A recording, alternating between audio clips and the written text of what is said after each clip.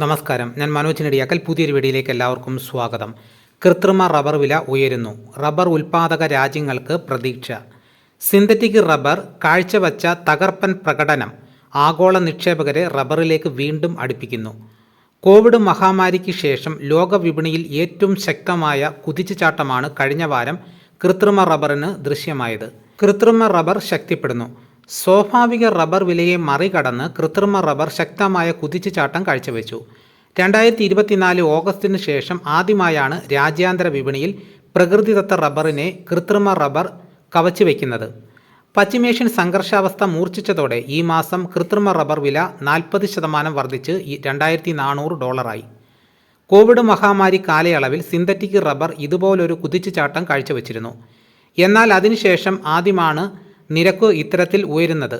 രാജ്യാന്തര തലത്തിൽ crude oil വില വീണ്ടും ഉയരുന്നത് സിന്തറ്റിക് റബ്ബറിന് താങ്ങ് പകർന്നാൽ അത് റബ്ബർ ഉൽപ്പാദക രാജ്യങ്ങൾക്ക് ആശ്വാസം പകരുമെന്ന കാര്യം മുൻവാരം സൂചിപ്പിച്ചത് ശരിവച്ചാണ് ജപ്പാനിലും ബാങ്കോക്കിലും റബ്ബർ മികവ് കാഴ്ചവെച്ചത്.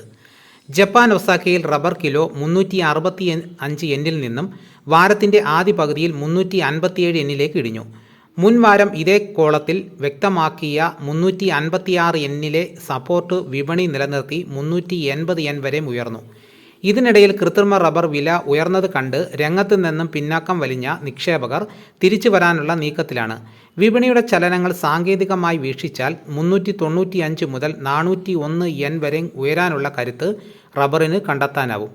ഇതിനിടയിൽ അനുകൂല വാർത്തകൾ അവസരമാക്കി തായ് മാർക്കറ്റായ ബാങ്കോക്കിൽ ഷീറ്റ് വില കിലോ 231 രൂപയിൽ നിന്നും 254 രൂപയായിട്ട് ഉയർന്നു. വിദേശത്തു നിന്നുള്ള അനുകൂല വാർത്തകൾ കേരളത്തിൽ ഷീറ്റ് വിലയിൽ കാര്യമായ ചലനമുളവാക്കിയില്ല. ടയർ കമ്പനിക്കാർ ആഭ്യന്തര ചരക്ക് സംഭരണത്തിൽ പുലർത്തിയ തണുപ്പൻ മനോഭാവം കർഷകരുടെ പ്രതീക്ഷകൾക്ക് തിരിച്ചടിയായി. ഇതിനിടയിൽ വാരാന്ത്യൻ വടക്കൻ കേരളത്തിലും മധ്യ കേരളത്തിലും വേനൽ മഴ ലഭ്യമായത് ഉൽപ്പാദകർക്ക് പ്രതീക്ഷ സമ്മാനിച്ചു. ഈസ്റ്റർ വരെയുള്ള കാലയളവിൽ തുടർമഴയ്ക്കുള്ള സാധ്യതകൾ ടാപ്പിംഗ് പുനരാരംഭിക്കാൻ അവസരമൊരുക്കാം. അപ്പോൾ ഇതോടുകൂടി വീഡിയോ ഇവിടെ പൂർണ്ണമാകുന്നു. എല്ലാവരും ലൈക്ക് ചെയ്ത് സപ്പോർട്ട് ചെയ്യണം. ആദ്യമായിട്ടാണ് ഈ ചാനൽ കാണുന്നതെങ്കിൽ സബ്സ്ക്രൈബ് ചെയ്യാൻ മറക്കരുത്. നിങ്ങളുടെ അഭിപ്രായങ്ങൾ കമൻറ്റായി രേഖപ്പെടുത്തണം. ഈ വീഡിയോ എല്ലാവർക്കും ഒന്ന് ഷെയർ ചെയ്ത് കൊടുക്കണം. മറ്റൊരു വീഡിയോയുമായിട്ട് ഉടനെ എത്താം. എല്ലാവർക്കും എൻ്റെ നന്ദി.